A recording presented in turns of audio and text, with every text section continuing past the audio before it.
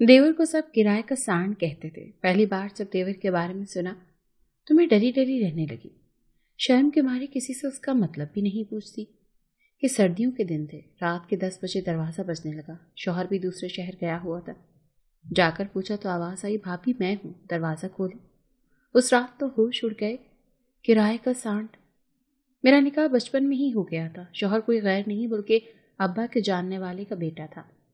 अब्बा की उसकी अच्छी दोस्ती थी और दोनों ने अपनी इस दोस्ती को आगे बढ़ाने के लिए बच्चों का निकाह बचपन में ही करा दिया था।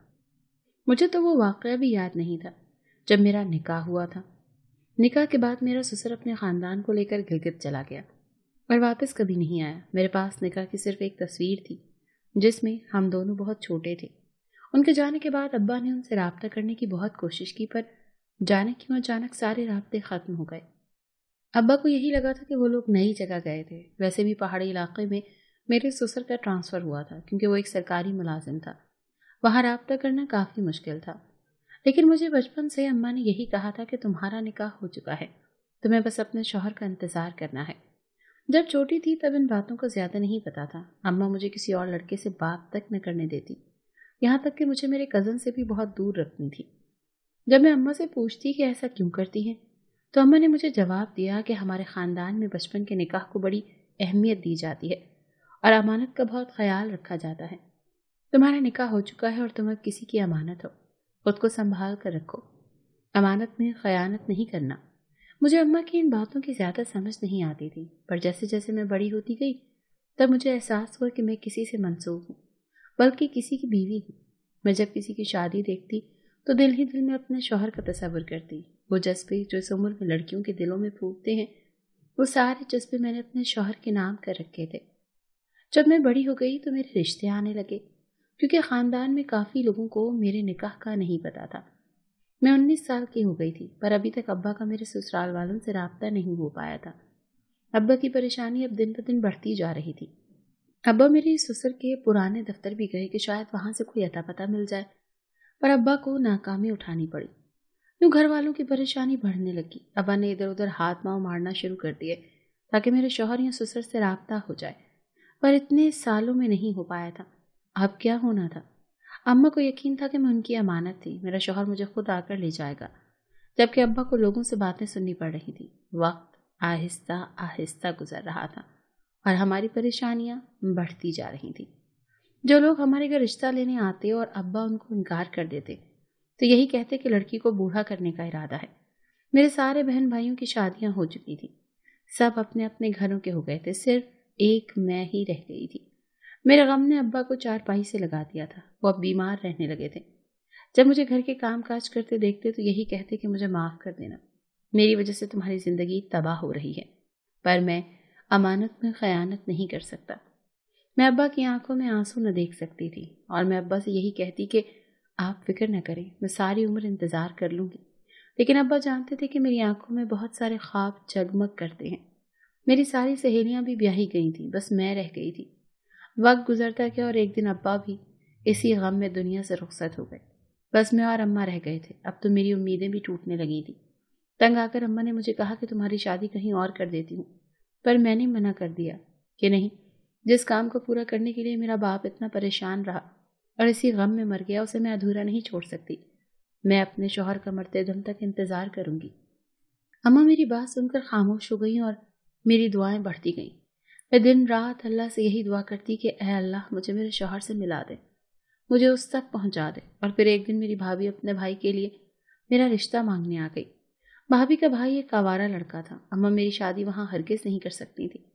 जब अम्मा ने मना किया तो भाभी ने कहा कि ये सारी उम्र कंवारी बैठी रहेगी और यहीं इस घर में बैठी बैठी बूढ़ी हो जाएगी।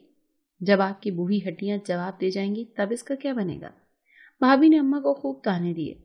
अम्मा की तबीयत उस दिन बिगड़ गई और शाम को अम्मा को फालिज का अटैक हो गया। अम्मा माजूर होकर बिस्तर से लग गई और मैं अकेली रह गई। भाई कभी कभी राशन दे जाते, गुजारा करना बहुत मुश्किल था। मैं स्कूल में बच्चों को पढ़ाने लगी ताकि अम्मा का और अपना खर्चा उठा सकूं और अम्मा का इलाज करवा सकूं। मैंने अम्मा की बहुत खिदमत की।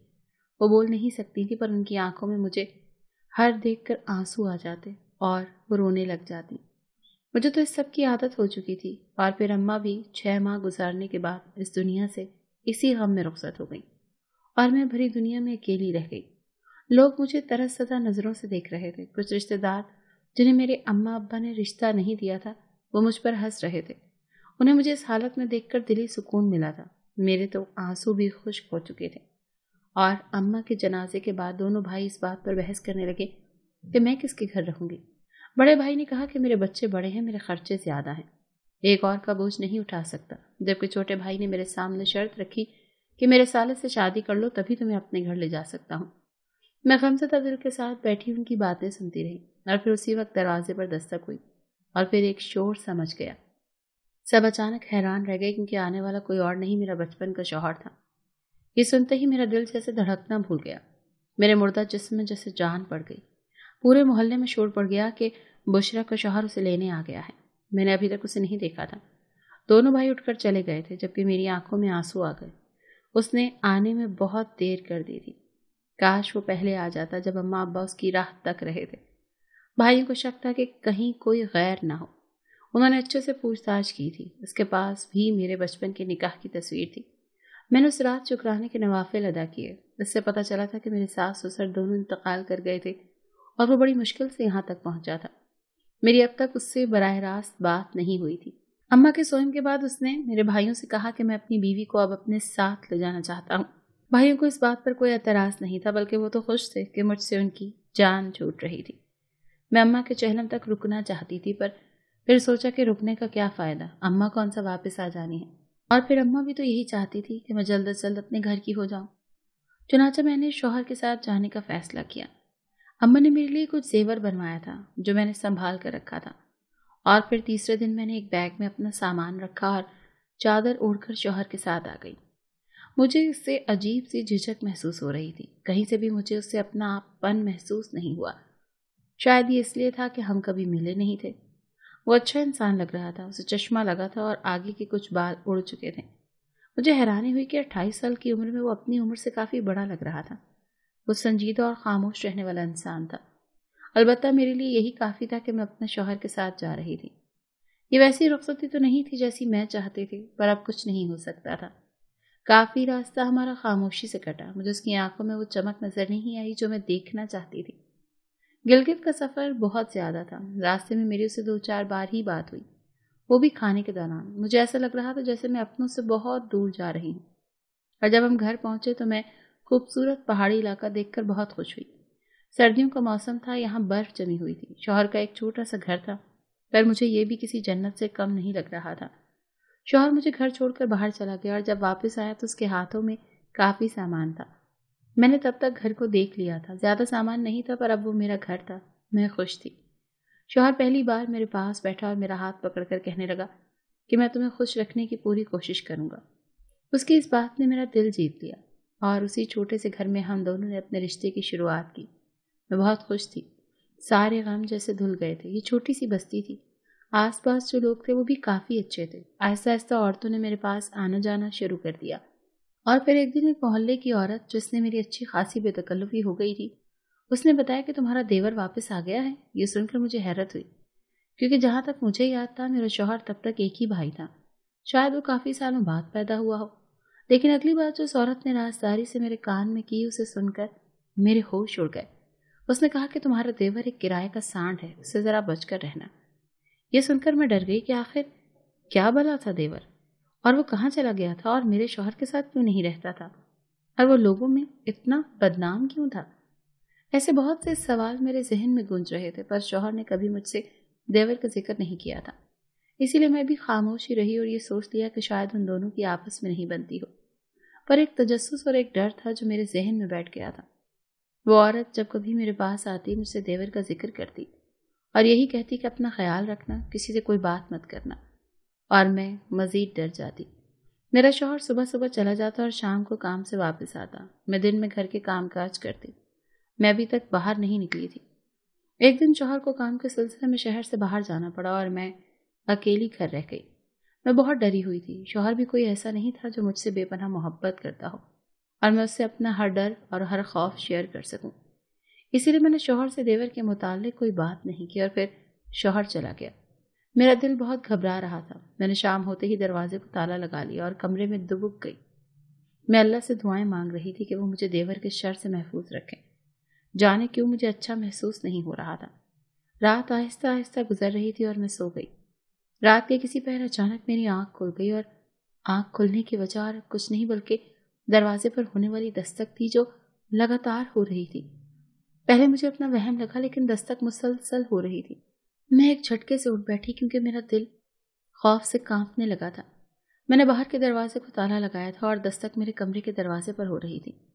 میرا ڈرنا لازمی تھا، پر دستک ہوئے جا رہی تھی۔ جب میں نے جا کر پوچھا تو مجھے شوہر کی آواز آئی اور میں نے فٹافٹ دروازہ کھولا، پر اپنے سامنے کھڑے شخص کو دیکھ کر میری آنکھیں ساکت رہ گئیں۔ سامنے ایک اجنبی کھڑا تھا جس نے اتنی سردی میں بھی پینٹ کے اوپر بنا آستینوں کی شرٹ پہن رکھی تھی۔ اس کے بال گھنے تھے، البتہ اس کی آنکھیں سرخ انگارہ تھی۔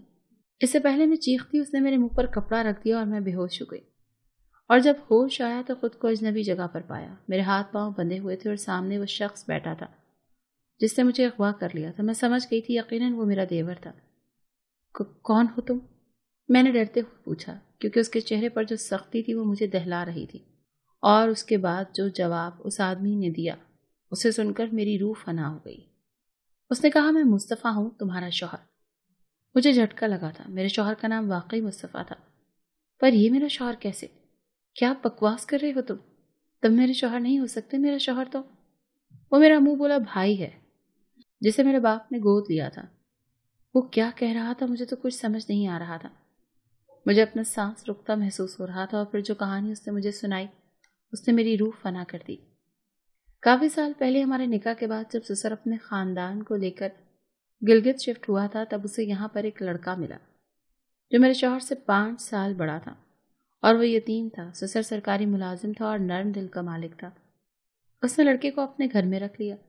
اسی وقت میرا شوہر 8 سال کا تھا اور وہ لڑکا 13 سال کا۔ اس لڑکے کی ذہنی حالت تھوڑی عجیب تھی۔ اس کے باپ نے اس کی ماں کو مار کر خودکشی کر لی تھی، اور اس نے ایک مشکل زندگی گزاری تھی۔ اس کا باپ ایک ذہنی مریض تھا جس نے اس کی ماں کو بہت تکلیف دی تھی۔ اسے بھی اکثر مار پڑتی تھی، اور ایسے ماحول میں رہ کر اس کی ذہنی حالت عجیب ہو گئی تھی۔ اسے اپنے گھر تو لے آیا تھا سسر، پر اس کی ذہنی حالت کو نہ بدل سکا۔ وہ دیکھنے میں کافی خاموش طبع لگتا تھا، پر حقیقت میں وہ کافی شدت پسند تھا۔ ایک دن سسر نے اسے ایک بلی کو مارتے دیکھ لیا۔ وہ کسی جانور کی طرح اسے مار رہا تھا۔ سسر نے اسے منع کیا اور اسے تھپڑ بھی مارا، پر وہ عجیب ہوتا گیا۔ میرے شوہر نے کہا کہ تصویر اپنے پاس رکھتا تھا۔ اس نے وہ تصویر دیکھ رکھی تھی، اور جانے اس کے ذہن میں کیا آیا کہ اس نے وہ تصویر چرا لی۔ بعد میں سسر اور ساس دونوں ایک حادثے میں کی جان چلی گئی، اور اس لڑکے نے گھر پر قبضہ کر کے میرے شوہر کو گھر سے نکال دیا۔ اسی لیے ہمارا کبھی رابطہ نہیں ہو پایا تھا۔ شوہر نے برفانی علاقے میں رہ کر خود کو زندہ رکھا۔ وہ سارا دن محنت مزدوری کرتا، برفانی علاقے میں لوگوں کا سامان اٹھاتا۔ وہ کافی مضبوط جسم کا مالک تھا اور جانوروں کی طرح سارا دن کام کرتا، اسی لیے اس کا نام کرائے کا سانڈ رکھ دیا گیا تھا۔ یہ سن کر میں پھوٹ پھوٹ کر رو دی کہ میں کیسے شخص کے ہاتھ لگ گئی تھی اور اتنے دنوں سے گناہ کر رہی تھی۔ دراصل اب میرے شوہر کو ثبوت مل گیا جس سے ثابت ہو گیا کہ ساس اور سسر کی موت حادثہ نہیں تھا۔ اسے اسی ذہنی مریض نے مارا تھا جسے وہ اپنا بیٹا بنا کر لائے تھے۔ شوہر کے پاس نکاح نامہ تھا جس پر انگوٹھے کا نشان تھا، نشان جس سے ثابت ہوتا تھا کہ یہی میرا شوہر تھا۔ دراصل میرے شوہر نے ہی اس رات عورت کو میرے پاس بھیجا تھا تاکہ وہ گھر کی سنگن لے سکے، اور صحیح وقت پر اس نے مجھے وہاں سے اٹھا لیا۔ اس کے بعد شوہر نے اس ذہنی مریض کے خلاف کیس کیا، اسے پولیس لے گئی، اور اب وہ پاگل خانے میں تھا جہاں اس کا علاج جاری تھا، جبکہ میں ٹوٹ پھوٹ کر رہ گئی تھی۔ میری زندگی کے ساتھ اس سائیکو انسان نے کیا گھنونا کھیل کھیلا تھا۔ میں تو ہر وقت روتی رہتی تھی۔ مجھ سے جو گناہ ہوئے تھے وہ میں نے جان بوجھ کر نہیں کیے تھے۔ شوہر نے میرا ہاتھ تھام کر کہا کہ تمہاری تو اس میں کوئی غلطی نہیں، تم نے جان بوجھ کر کچھ نہیں کیا۔ اور پھر ہمارا دوبارہ نکاح ہوا جس میں ہم نے ایک دوسرے کو دل و جان سے قبول کر لیا اور ایک نئی زندگی کی شروعات کی۔ محبت کیا ہوتی ہے یہ میرے اصل شوہر نے مجھے بتایا، اور اب میں اللہ کا شکر ادا کرتی ہوں جس نے مجھے میرے ہم سفر سے ملوا دیا تھا۔